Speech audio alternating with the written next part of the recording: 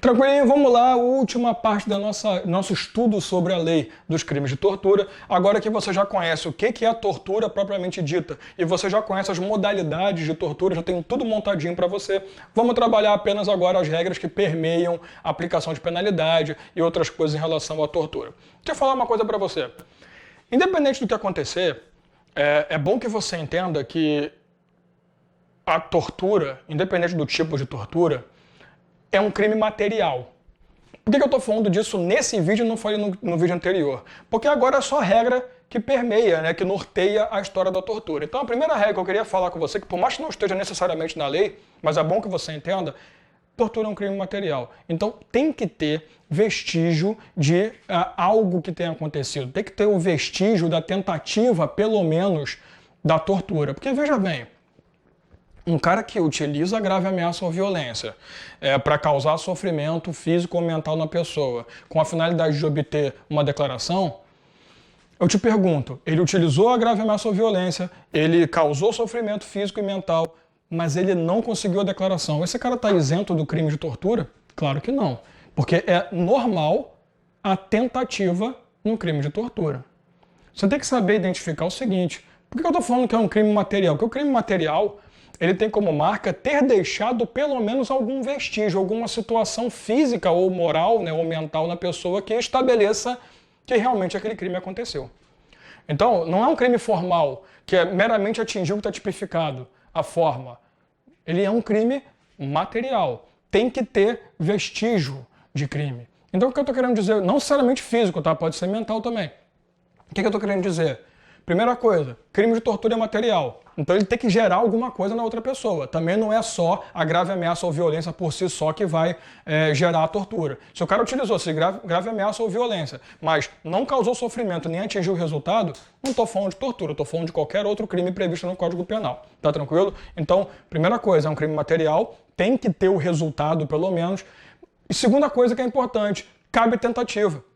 Apesar de ser material, ter que ter o resultado, se não atingir a finalidade, eu só não consegui consumar a tortura, né? Mas eu tenho uma tentativa naquele ato. Por circunstâncias alheias à sua vontade, não conseguiu prosseguir com a tortura, independente do que for, não tem problema, será tortura, tá? Então é um crime material. Eu preciso desse vestígio e ele vai acontecer independentemente da finalidade ser atingida ou não. Tá tranquilo? Aí você vai ter a tortura tentada, não consumada necessariamente, mas você vai ter tortura do mesmo jeito. Tá tranquilo esse ponto? Então entenda esses pequenos detalhes aí só pra gente conseguir andar. Dalmo, você acabou no vídeo anterior falando sobre as penas de reclusão, tal, blá blá blá. Perguntinha. Eu estudei processo penal e eu sei que existem regimes a serem cumpridos, de forma de cumprimento de pena, regimes aplicados. Até 4 anos de pena, eu sei que é o regime aberto, de 4 a 8 anos, regime semiaberto, acima de 8 anos, regime fechado. E você me falou que as penas de tortura, de 2 a 8 anos, e se for tortura ou omissão, de 1 a 4 anos. Então, vai de acordo com a penalidade, o regime? Vamos para o parágrafo 7º do artigo 1º, que eu quero te mostrar uma coisinha e trazer essa discussão à tona. Vamos logo para o parágrafo 7, depois eu volto para o 3º, do 4, tá? Deixa rolar. Parágrafo 7º. O condenado por crime previsto nessa lei, salvo a hipótese do parágrafo 2º, iniciará cumprimento da pena em regime fechado. Então vem pra cá. Tu já estudou a lei de crimes hediondos? Você sabe que lá também tem esse texto. Aqui, a nossa lei de tortura, ela diz o seguinte: independentemente de qual for a pena aplicada, o regime inicial será sempre o fechado. E isso não vai contra uma súmula do STF, tá? Não vai, porque o STF já falou em súmula que nada impede que o juiz aplique um tipo de regime mais gravoso em relação à pena que ele sofreu. Por exemplo, o cara pegar 3 anos de reclusão e ir para o regime fechado, desde que tenha a chamada motivação idônea. Então o juiz vai ter que motivar. Qual seria a motivação idônea aqui? Baseado na lei. Só que, deixa eu te falar, tá? Entendimentos atuais, tanto de STF quanto do STJ, têm desconsiderado isso aqui, tá? Não tem considerado obrigatório a aplicação do regime fechado nos crimes de tortura. Mas aí é entendimento. Tu tá fazendo prova da lei. Como é que você vai para a tua prova? Regime inicialmente fechado. Tá tranquilo? Salvo, o único caso que não é regime inicialmente fechado é a da tortura omissão. Então, se você notar, você já montou aí teu esqueminha com as 4 torturas em cima e a tortura omissão embaixo, que tem penas distintas, né?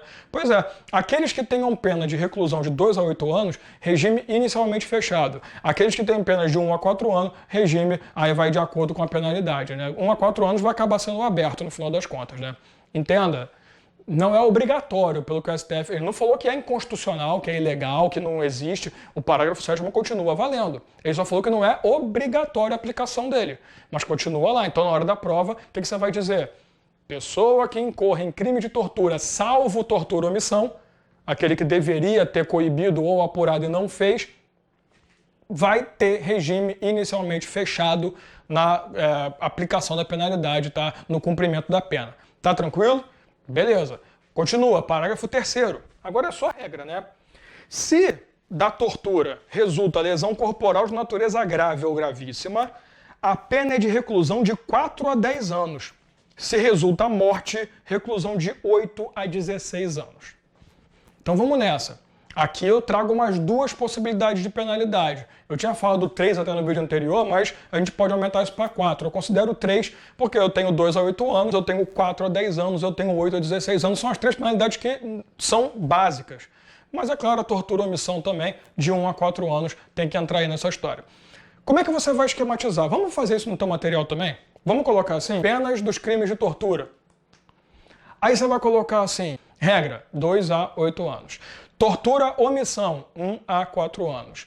Aí você vai colocar assim, tortura com resultado, lesão grave ou gravíssima. O que você vai fazer? Você vai pegar a regra e vai aumentar 2 para cada um. 2 a 8, 4 a 10.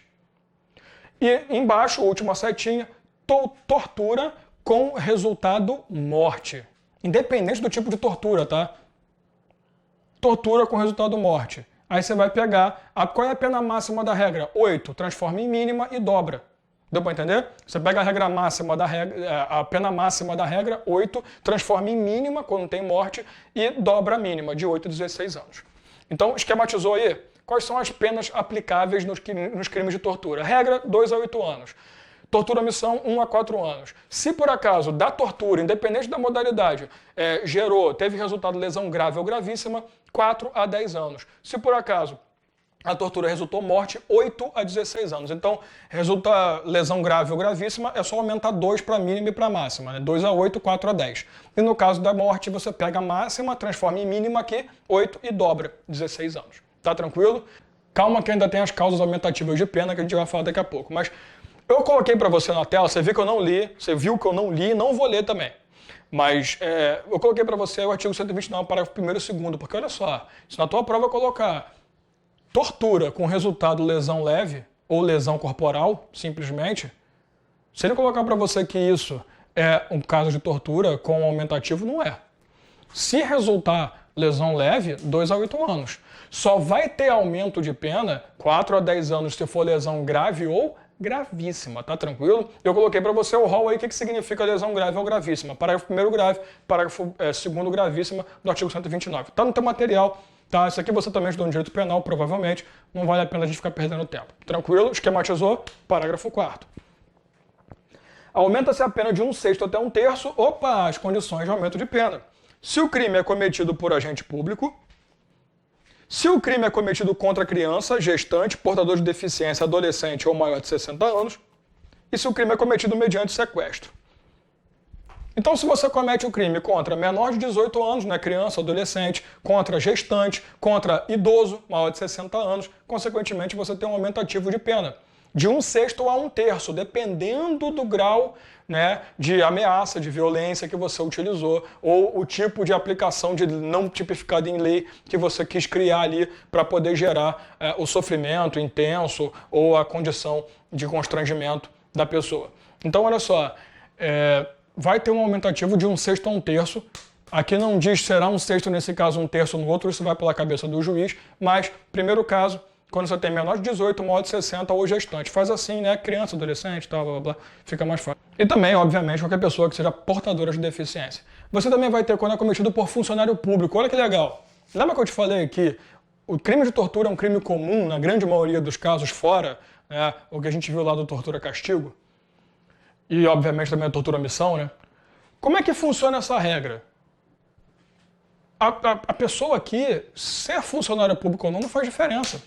Porque não é um crime próprio de funcionário público. Agora, se for, tem aumentativo de pena. Tá tranquilo? Eu queria chamar a atenção para o inciso 3º. Olha o que ele falou. Se utilizou-se como meio para tortura o sequestro, ou junto com a tortura utilizou-se o sequestro. Aí você tem um aumentativo. Só tem um problema. O crime de tortura é cometido por sequestro. Eu sei que no Código Penal existe um crime chamado sequestro ou cárcere privado. Então é só sequestro, Dalmo. A diferença grande entre sequestro e cárcere privado é simples. Sequestro você utiliza uma limitação pequena da liberdade da pessoa e cárcere privado extrema. Uma coisa é você chegar, pegar uma pessoa e prender em um sítio e falar, tu não pode sair desse sítio. Mas, porra, ela tem uma liberdade, ela pode ir pra qualquer lugar, um sítio gigante, imagina, um sítio com 50 hectares, já tá bom, né? Grande pra cacete já. O cara pode, só não pode sair dali. Outra coisa é você pegar a pessoa, colocar num banheiro, trancar e falar, tu não pode sair daqui. Isso é cárcere privado. Tu não pode nem pra sala, nem pra cozinha, eu vou trazer comida pra você aqui, eu vou colocar comida por baixo da porta, sei lá, isso é cárcere privado. Aí, olha a cagada. A lei me fala que só vai ter aumentativo se for mediante sequestro. E se for mediante cárcere privado? É claro, né? Claro que também se aplica. Então você pode colocar como complemento, né, aumentativo de pena mediante sequestro, o cometimento do crime de tortura mediante sequestro ou cárcere privado. Não custa nada. Pode anotar aí. Tranquilo? Continua. Parágrafo 5º. A condenação acarretará a perda do cargo, função ou emprego público e interdição para seu exercício pelo dobro do prazo da pena aplicada. Preste atenção. Esse aqui é o chamado efeito externo da penalidade do crime de tortura. O que é esse efeito externo? É simples. Se você é servidor público, além do aumentativo de pena, você perde o teu cargo, perde o teu emprego, perde a tua função. Tem que estar previsto na sentença? Não. O STF, o STJ principalmente, o STF só corroborou, mas o STJ já mostrou que é automático. Tá? Então, se você é servidor público e incorre numa penalidade por crime de tortura, automaticamente você não é mais. Vamos dizer que você foi, né, pego por crime de tortura, foi condenado e você pegou 6 anos de prisão, de reclusão. Como é que vai funcionar? Você vai ficar 6 anos na reclusão, aí tem, obviamente, progressão de pena, não interessa, mas vamos pro cru, né?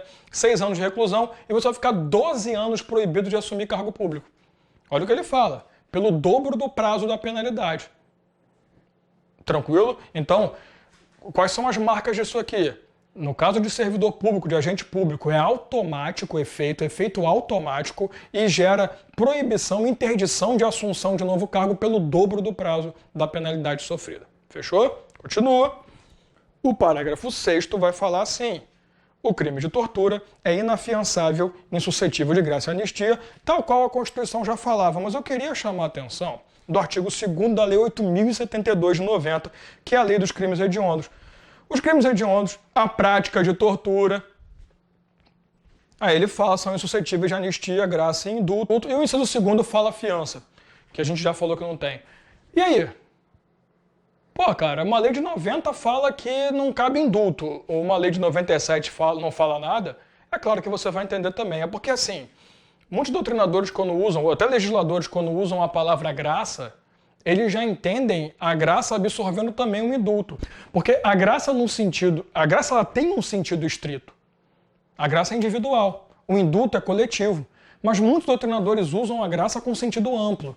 Então, quando você lê o parágrafo 6º dizendo que não caberá graça, automaticamente também não cabe indulto, tá? Porque quando aplica-se desse jeito, quer dizer também um indulto, por mais que ele seja um pouco mais amplo, mas a graça ela tem um sentido estrito, que é o sentido que todo mundo aplica, que é individual, mas tem um sentido amplo que absorve também o indulto, beleza? Então, leve para a prova. Não cabe fiança, não cabe anistia, que é quando você perdoa o crime, não cabe graça nem indulto, que é quando você perdoa apenas o fato, mas o crime continua marcado, né? Tá tranquilinho? Beleza?